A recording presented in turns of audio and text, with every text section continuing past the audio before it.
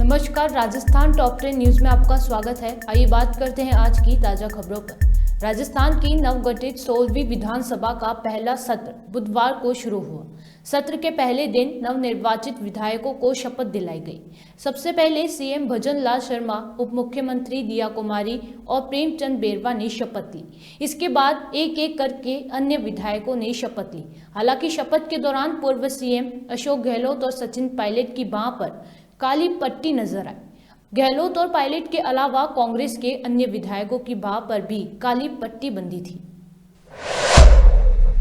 घटनाक्रम हुआ वो हम सबके सामने है और संपूर्ण विपक्ष ये मांग कर रहा था कि सरकार का एक बयान आए जो पार्लियामेंट में घटना हुई 13 तारीख को, उसके बदले में लगभग पूरे विपक्ष को निलंबित कर देना।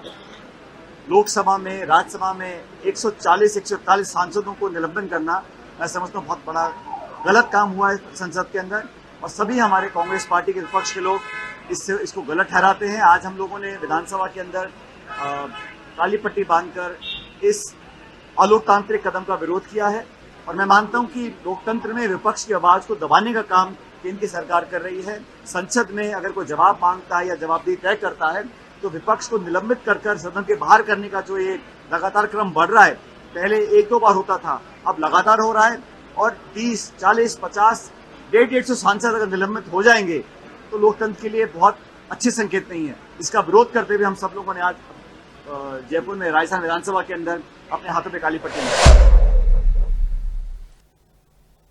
राजस्थान में हर बार की तरह इस बार भी रिवाज कायम रहा और सत्ता परिवर्तन हुआ। विधानसभा चुनाव में सत्ता पर काबिज कांग्रेस की हार हुई और बीजेपी ने अपनी सरकार बनाई।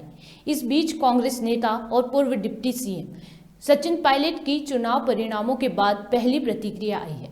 पायलट ने कहा कि हम हर बार खूब मेहनत करते हैं, लेकिन पता नहीं क्यों हर 5 साल बाद हम हार जाते हैं। पहले ही दिन भजन मंडली के बयान पर बवाल। बीजेपी का आरोप ने सनातन का अपमान किया। राजस्थान विधानसभा में आज शुरुआत के साथ ही हंगामा हुआ। कांग्रेस विधायक शांति धारीवाल के विधानसभा को भजन मंडली कहने पर आपत्ति जताई।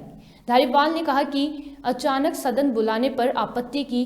धारीवाल ने कहा कि सदन में पहले राज्यपाल का अभिभाषण होता है, कहा ये सदन कोई भजन मंडली नहीं।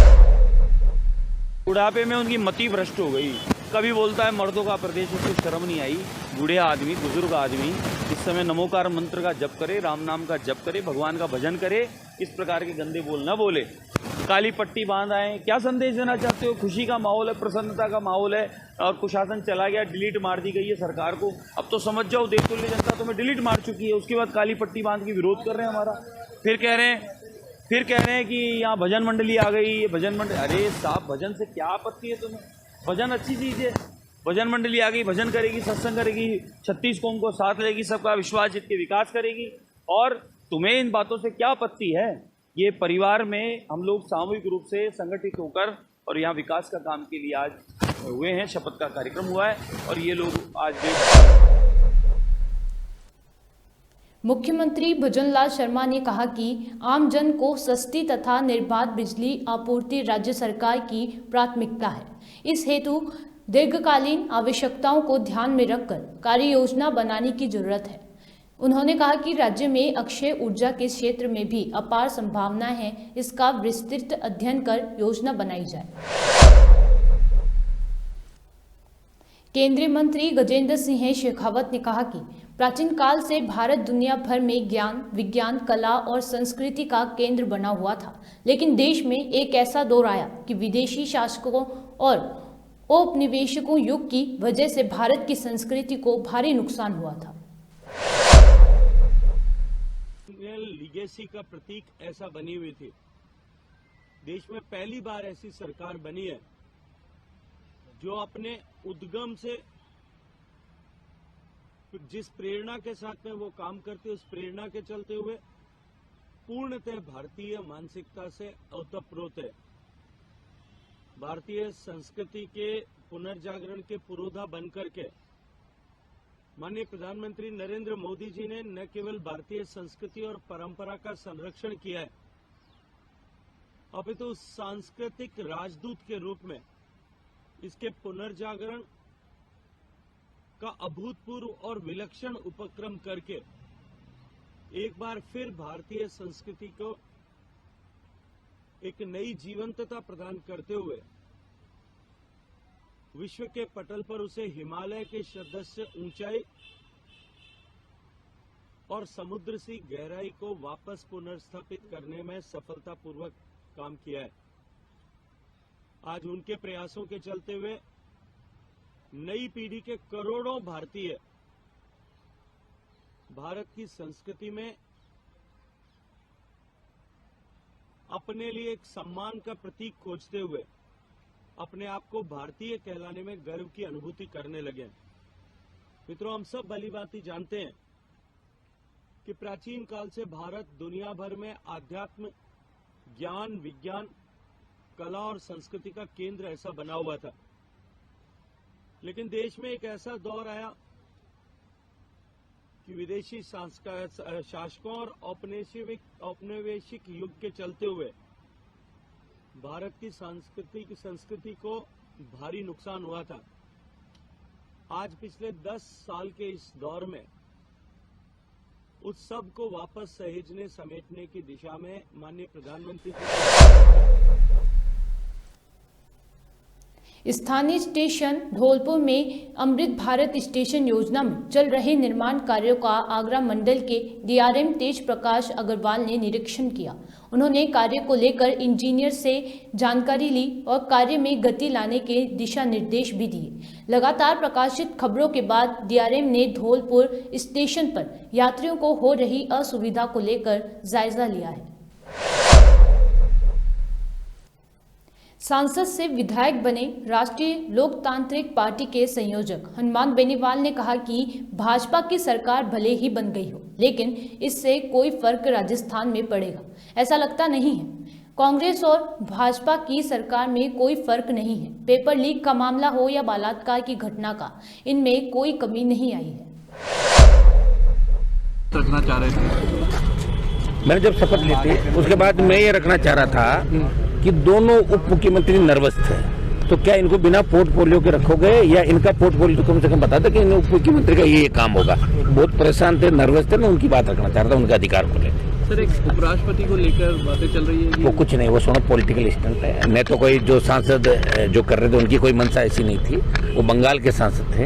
हाँ, उसमें निश्चित रूप से राहुल गांधी वीडियो बना रहे थे, ये बात सामने आई थी। उनको राहुल गांधी को ध्यान भी नहीं होगा क्या वीडियो बनाने से क्या नफा है, क्या नुकसान है। अगर उनको इतना ध्यान होता तो ये हालात थोड़ी होते कांग्रेस पार्टी के इनके। लेकिन मंशा उनकी ये नहीं थी कि किसी समाज की भावना को ठेस लगे, किसानों की भावना को ठेस लगे। और उपराष्ट्रपति जी इस बात को बिल्कुल ही जाट नेट पे लेकर, ये भी गलत है, उनको शोभा नहीं देता। वो संवैधानिक पद पे है और संवैधानिक पद पे बैठे व्यक्ति को अगर वो जाति में बढ़ जाएगा फिर संवैधानिक पद किस चीज का। वो सिर्फ बीजेपी के लोग उनसे कहलवा रहे हैं, प्रधानमंत्री जी कहला रहे। आप जाट जाट की बात करो ताकि लोकसभा के जो चुनाव है उसमें बीजेपी को 4-5 राज्यों के अंदर वोट मिल सके, कि जाटों का अपमान हुआ जाए, हल्ला करो आप लोग। लेकिन ऐसा कुछ भी नहीं, मैंने देख रहा ऐसा कुछ भी नहीं, और इससे कोई मैसेज भी नहीं जाने वाला। विधानसभा जाएंगे सर, किसका साथ? क्योंकि आप अकेले थर्ड फ्रंट में नाम तो तीसरा मोर्चा है हमारा, उसी में लगे रहेंगे। जो गलत करेगा हम उसके खिलाफ बोलेंगे। कांग्रेस पार्टी के अंदर भी उस समय जो भ्रष्टाचार हुए, जिस तरह की घटनाएं हुई, उनके खिलाफ भी मामले उठाएंगे, इस सरकार के खिलाफ भी मामले उठाएंगे, दोनों के खिलाफ लड़ाई लड़ेंगे। ठीक है, थैंक यू।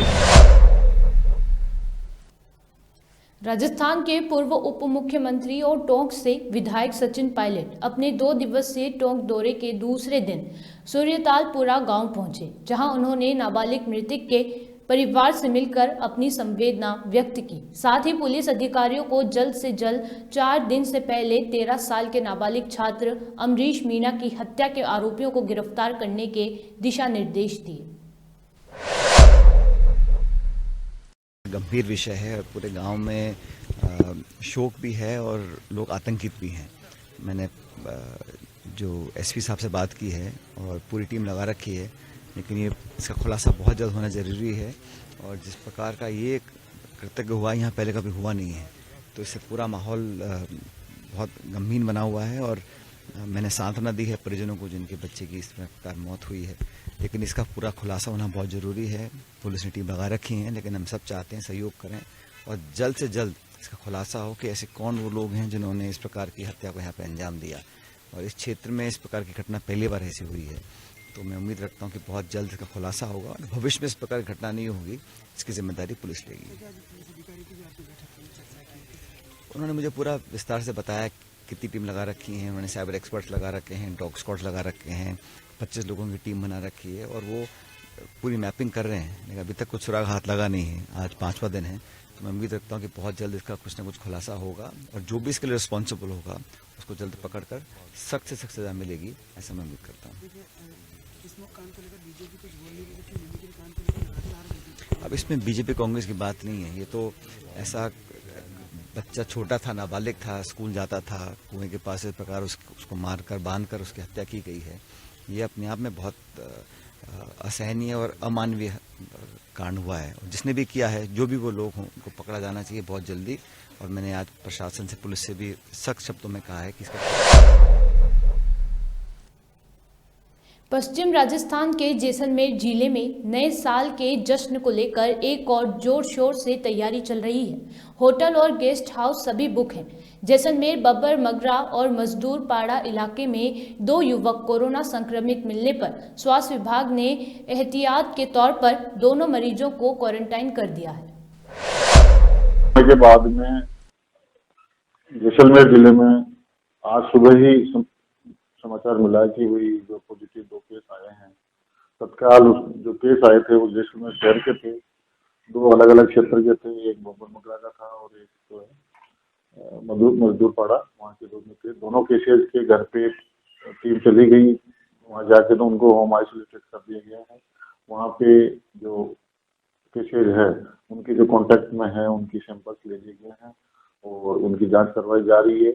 और जैसलमेर शहर में अचानक से ये जो 2 केस आए हैं, ये भी पता किया जा रहा है कि किन लोगों के संपर्क में है, उन लोगों के भी सैंपल अभी कोई नहीं कह सकते, क्योंकि अभी जो सैंपल्स लिए हैं उनको जीनोम सीक्वेंसिंग के लिए जो जोधपुर भेजा जा रहा है, तो उसके बाद ही पता लगेगा कि नया वेरिएंट है। एहतियात के तौर पर यही है कि लोगों से हमारे को यही अपील रहेगी कि कोविड प्रॉपर बिहेवियर जो है, कोविड वो रखे, दूरी रखे, जिसके भी सर्दी जुकाम बुखार हो वो पब्लिक भीड़ भाड़ से बचे, थोड़ा डिस्टेंस रखे, बार बार हाथ धोए। और ये जो है अभी इसके बारे में ज्यादा कोई जानकारी ये नहीं है कि पूर्व की ओर इसमें कोई बहुत ज्यादा अभी कोई इससे कहना अभी जल्दीबाजी होगी।